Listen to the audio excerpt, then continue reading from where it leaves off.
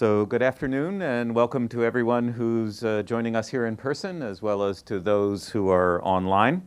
I am Andy Cohen, the director of the Hong Kong University of Science and Technology Institute for Advanced Study, and I'm delighted to be hosting this first in a series of lectures called Stories of Creativity, organized by Mr. Wallace Chan. The Institute for Advanced Study is an organization dedicated to fostering research and scholarship of the highest caliber across a broad range of disciplines. But more concretely, our interest lies in promoting activity in all areas that reflect the creativity and ingenuity of the human imagination. Rather than confining ourselves to those traditional academic disciplines, including scientific research, technological innovation, social development, and humanistic investigations, at the IAS, it is our belief that the creative impulse present in these endeavors is not dissimilar to that in those other realms not traditionally well represented in a scholarly environment, especially including the performing and the fine arts. In addition to fostering the practice of these activities, we have an interest in furthering our understanding of the origins of creativity itself and exploring both the commonalities and the differences across different domains. We count among our members not just scientists, engineers, and other scholars, but also composers, writers, and visual artists. By bringing together this diverse creative community in an environment where members can pursue their interests in directions dictated only by their personal passions, we hope to learn from and inspire each other. We are especially pleased to be able to interact today with Mr. Wallace Chan, whose personal journey exemplifies the creativity and innovation that all of us at the IAS take as our inspiration.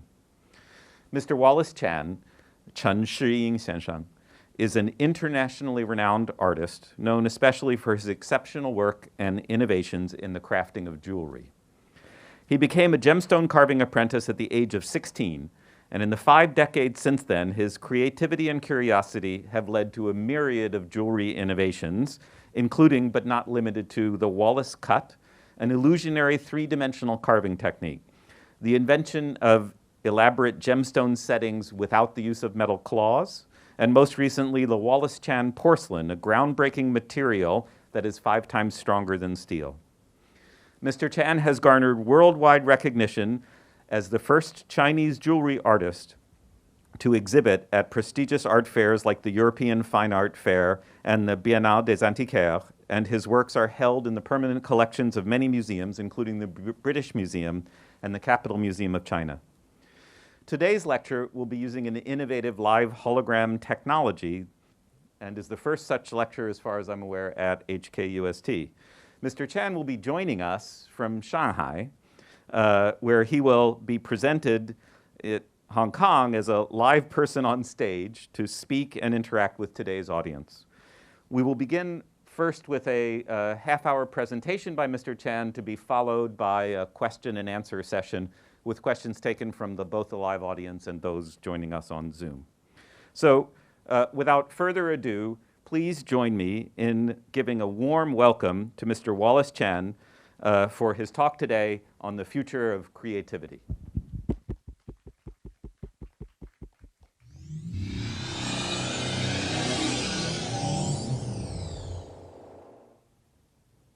Good afternoon. Thank you, Professor Cohen. It is an honor to be here today. I would like to thank Professor Xi and the amazing team at HKUST for inviting me. As some of you may already know, I never received a formal education. Universities to me are sacred places, temples of wisdom and knowledge. It means a lot to me to be standing on this stage and sharing my stories with you. I began learning English when I was 60 years old. I am now 67. It will take a bit longer for me to become fluent. Please, ladies and gentlemen, I ask you to excuse my imperfect English. This natural series, Stories of Creativity, give me an opportunity to revisit my past and my practices. Today's topic is the future of creativity. First of all, what is the future? We never really know until we look back. Is it either in your dream or in the past? I began my creative journey as a carver in 1973. At that time, I was a young, uneducated fellow with no apparent future. All I cared about was to develop a skill set so that I could earn a living, so I could have a roof over my head and food in my stomach. At that time, I didn't know that my future would begin with the first cut I made. And there were new beginnings with every cut, every first cut I would make. When I was 16 years old, I became a gemstone carving apprentice in a local workshop, which specialized in producing Chinese carvings. Chinese artifacts were hugely popular in the West at the time. I made my first cut on a piece of malachite, and it led me into the unknown, a mysterious new world. Let me explain it a bit more. In the cradle of Mother Earth, there are many different kinds of stones in terms of gemstones. For example, jade, rubies, sapphires, and emeralds. Those with the glitters, clarity, and luster are used to create jewelry.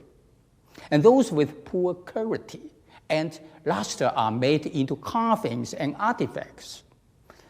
The piece of jade, coral, and malachite that we used for carving were characterized with so-called imperfections or flaws. To optimize the value of the materials, carvers had to follow the patterns, colors, and cracks to determine what we could carve. The first piece of malachite I encountered was also my teacher. I was trained to follow the stone, not my mind. Every decision I made was based on the information provided by the stone in my hand. I had to think quickly and be responsive and flexible. I have to adjust my idea constantly. For example, if I set out to carve the face of a goddess, halfway through the carving, I might discover a black spot where the nose was supposed to be. What should I do? As you can guess, I could not get the stone to change for me, not in a million years. So I have to learn to change my approach. My first cut as a carver was one that freed myself from my ego. The stone was the master. It took me to listen and observe humbly and calmly. After a decade as a carver, I gave birth to the idea of inventing an illusionary carving technique. By that time, I had carved enough traditional Chinese motifs using opaque gemstones and had begun exploring the property of light through transparent crystal bodies. My new discovery was Michelangelo, who immediately became my hero. When I saw a photography exhibition and learned about double exposure, I could not help but dream of the possibilities. Would it be possible to carve an image on a crystal and turn it into multiple illusions? Like mirrors, reflections, mirages, and rainbows. Those are all part of the magic of light. I wanted to be a part of the magic. An idea was born. But nothing happened until I made my first cut on a diamond. A black dot was reflected multiple times. At that moment, I knew that my dream would come true. The facets would determine how and how many times the image could be reflected. Knowing that a dream could come true is one thing, but making it come true is another. I worked day and night for a total for 2.5 years. First, I needed to precisely calculate the angle of the facet. Now, let me remind you, it was in the 80s, a time when computer was not an option available to a poor carver. My brain was the only available calculator at that time. Most of the magic we experience is the result of repeat practice. The goddess face on the crystal had to be beautiful. It required devotion. I was his devotee. I chanted with the carving tool and prayed for her to come alive and smile. For the magic to happen, I had to carve at the back of the stone. With the nose being the starting point, the carving had to be done thinking in reverse. Left was right, and right was left. Deep means shallow, and shallow means deep. Each stroke I made would become part of the image reflected. There was no room to get around it. Practice alone, however, is never enough. Tools matter. I decided to get an apprentice position at a factory where I could learn about the mechanics for making my own carving tool. It took me 6 months to learn that I could turn a dental drill into a carving tool. However, the solution for the tools brought about another problem. The new tool spun at 36,000 rotations per minute. The speed generates so much heat and tension that if it touched the stone's surface, it would crack the stone. What could I do? I was many months into the project, and many resources were running low. I could not afford to damage another stone. We all know that water reduces heat and tension. That was my solution. But it was not an easy one. Replacing both the stone and my carving tool in water, I put myself in a challenging position. I could not see anything when I carved. The water blurred my vision. So how do you carve when you cannot see? Remember, I had only so many stones for my experiment. Each cracked stone would have been a great loss at that time. And remember also that with the stone already faceted for the reflections, each mistake would be reflected 4 times. At the very beginning, I had no choice but to take the stone out of the water after each stroke I carved. I would dry the stone and check to see that it was fine before I put it back into the water to make another stroke. It was a long and seemingly never-ending process. Each day, I sat by my work desk in a raincoat. Every time I stood up, I made a splash. This would be water everywhere, but I could not care less. In the end, after hours and hours of painstaking practice, I find that I could continue carving in the water for 2 to 3 minutes at a time without having to check for mistakes. It was as if the carving tool became part of me, and together we became part of the universe. I forgot the existence of my physical self. The whole of my being was concentrated on the breathing of the stone and the music of the tool. The Wallace cut was born in 1987. The most magical part of it was perhaps the first cut, which was the cut on a diamond that helped me discover the logic of the light. It seems irrelevant at the time, but then I learned that an important part of creativity is finding relevance in seemingly unrelated things and thoughts.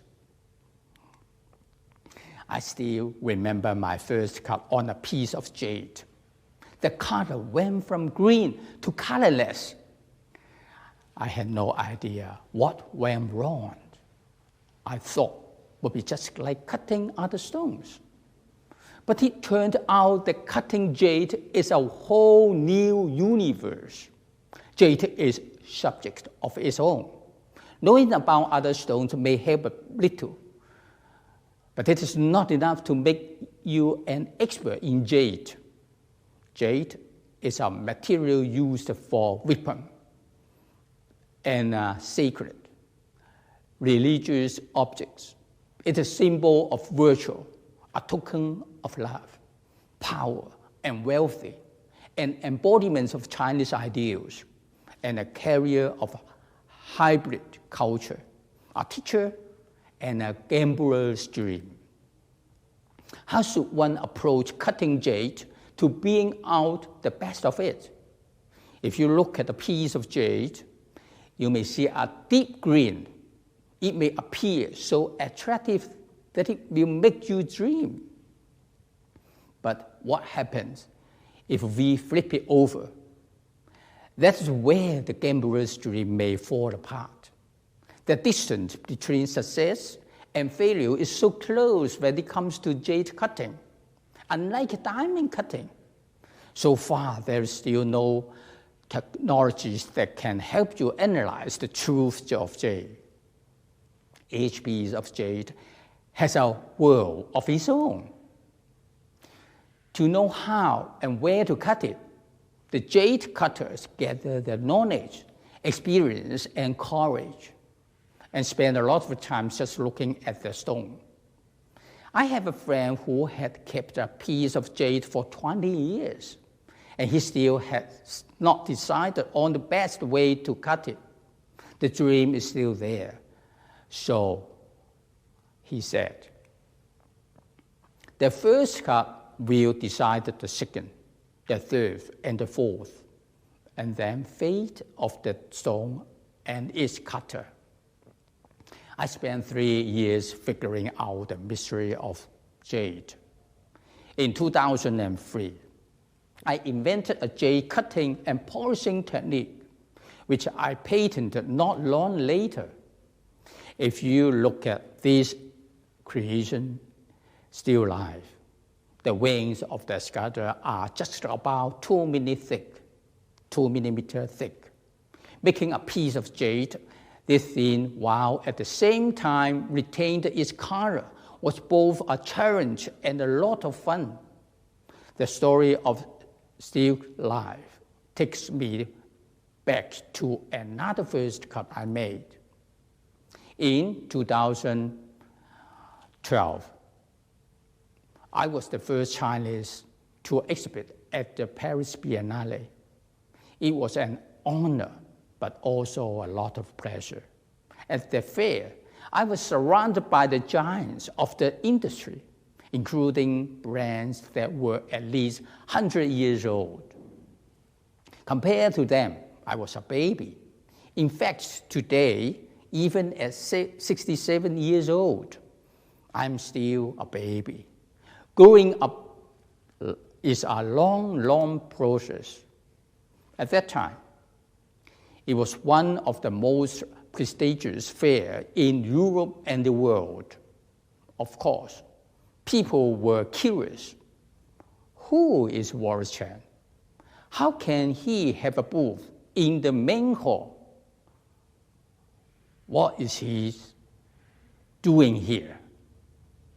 There were a lot of questions, but the one question that I will always remember came from a French gentleman. He asked, Mr. Chan, look at all these brands around you. They are all at least 100 years old. How many years does your brand have? First of all, I don't have a brand. Second, I have 5,000 years. I pointed to a cigar and told him the story of the first jade cigar ever made.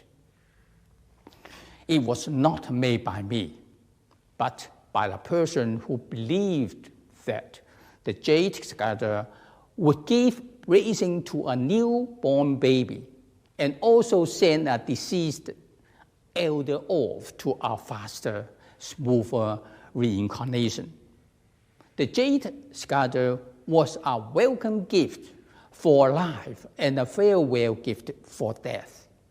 It was a symbol of wisdom, love, purity, birth, rebirth, and eternal life. The jade cigar dates back to the Shang Dynasty, 5,000 years ago. It was a first cut, though it was not made by me, but the magical word of the universe somehow made it mine when I was a gemstone carver apprentice. And innocent, ignorant 16-year-old, my master gave me the task of carving a cigar.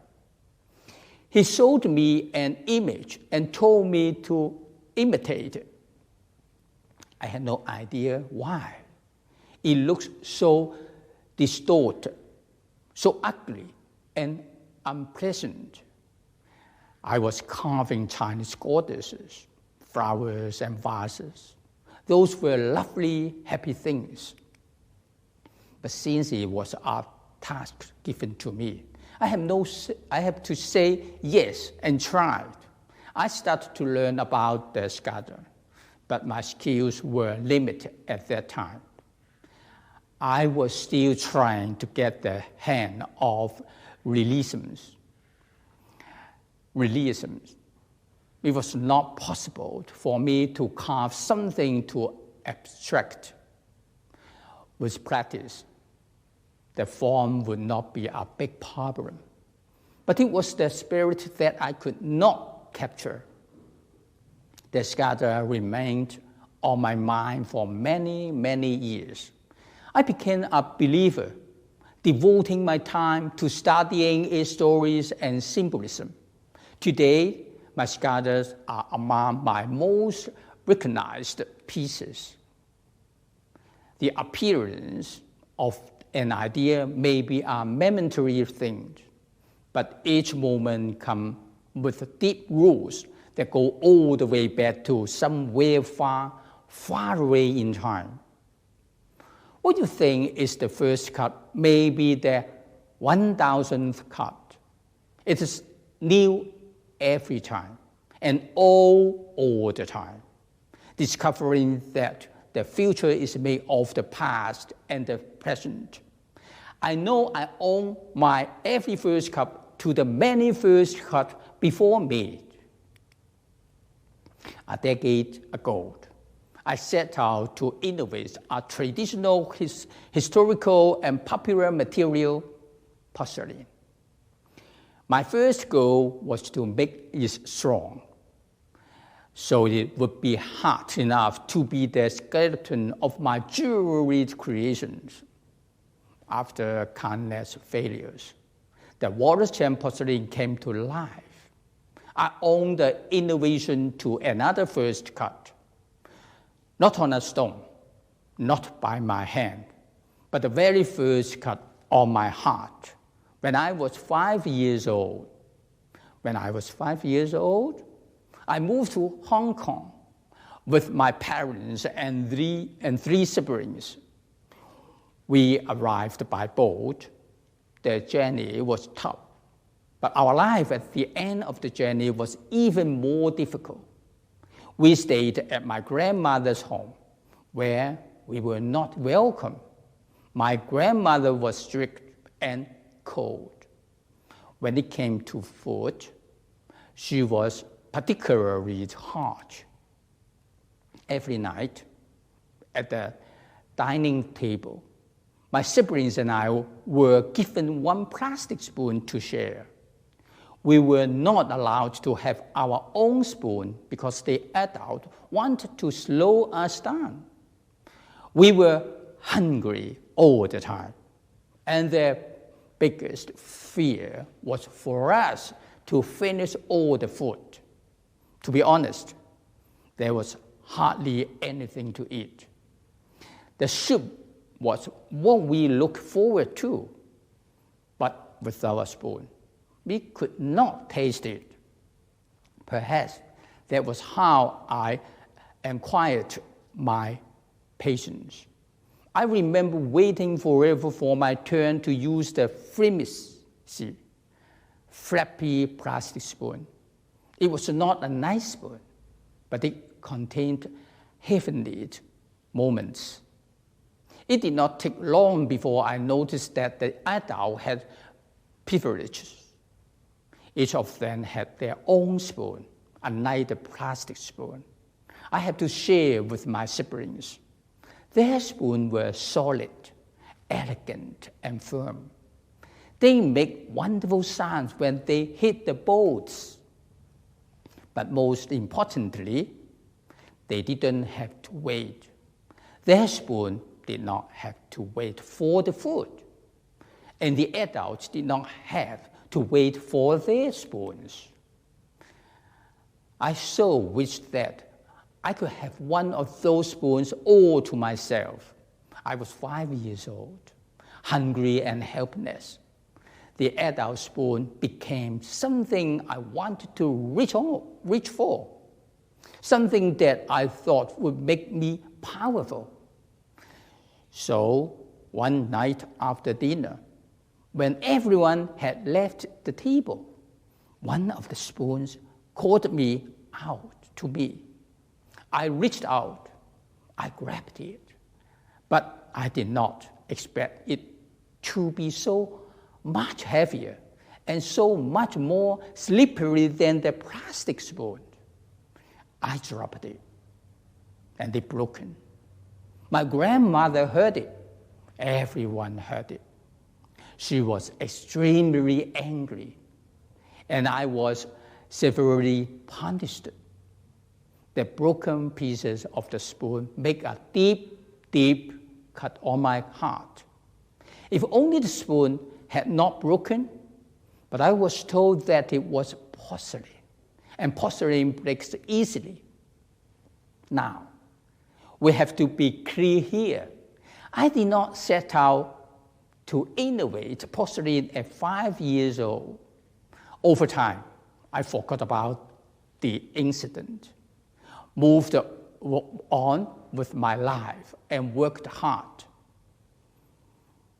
I became a gemstone carver, a painter, a sculptor, a monk, and a jewelry creator. I invented the Wallace cut. I worked with titanium, jade, and other gemstones and materials. A lot had happened before I arrived at the right time and space. When and where I saw a precious opportunity to redeem a broken childhood memory. While I was working with titanium, I realized that I needed something to make mold that could withstand high temperatures up to 1,700 degrees Celsius. It turned out that porcelain would be a great help.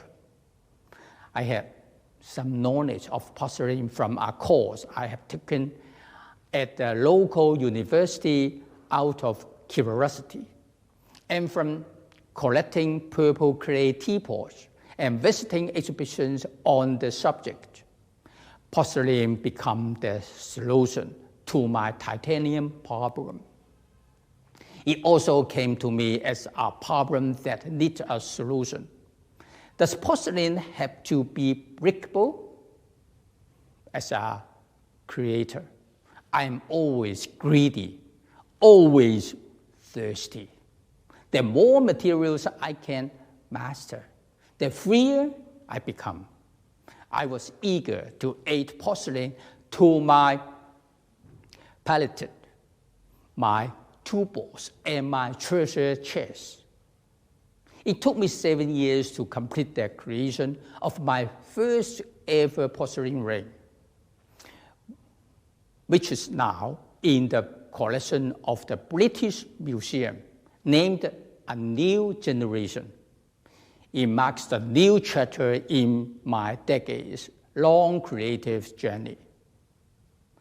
The Wallace porcelain is 5 times harder than steel, and colorful, smooth, and shiny. It is warm to the touch, unlike metal. It expands the possibilities of vibe creation, not only in terms of aesthetics, but also technology advancement. Because of its smooth texture and hard nature, it makes the mechanic part of the jewelry much less visible and more durable. The Wallace porcelain and titanium complement each other and help me achieve a whole new level of complexity. I owe it all to the first cut on my heart. This spoon is a spoon that I made. In my mind, I had this idea that I could now go back to my 5-year-old self. I could tell him, here is a brand new spoon, a shape shifter. Even if you drop it, it will not break. The cuts on our hearts, however deep they are, can be healed if you gather enough strength. I believe that we always have the option to transform our experiences, good or bad, into something beautiful and meaningful. I have talked about quick few cuts. Every cut is a first cut because each cut gives us an opening to something new, unseen and undiscovered. The last first cut I'm going to talk about is perhaps the most important cut I have experienced in my life. In 2001, I completed the creation of the Great Stupa in Taiwan, which now houses Buddha's tooth in Fukuoka. No long after the completion of the project, my mentor, who was also my biggest corrector and close friend at the time, passed away. I was devastated. I went to find out about life and death, and whether there was life after death. Questions like, where does the soul go? Keep circling in my mind. I need a way out of my grief. I became a monk for 6 months and cut all ties to the world I knew. I gave away all my belongings, stones, collections, everything, and burned all my pictures. At the last stage, I began to fast, not eating everything for weeks, surviving only on water and meditation. When I decided to cut my ties to worldly life, my senses opened up. I realized that I could sense the flowers, whether they were happy or sad. I discovered that I could hear the birds talking to one another. I was moved by the slightest movements of Mother Nature. I felt that there was so much love in every move. Not selfish, binding love, but unconditional, selfless love that nature is all. In front of such great love, I became a matter so small. I discovered that I could become a part of something so much greater, so much more meaningful. 6 months later, when I returned to the earthly life, that was the lesson I took with me. Without a crystal ball, I cannot predict what is in the future. But I know that through creativity, time and again, I have found my future. Some say creativity is the skill set of the future. That, to me, is an understatement. What is the future? It is the past and the present in one. Creativity is a superpower which we have always had with us. It will continue to be crucial to our survival and growth. A future of creativity is a future of possibility. Creativity is the future. It always has been, and it always will be. Thank you.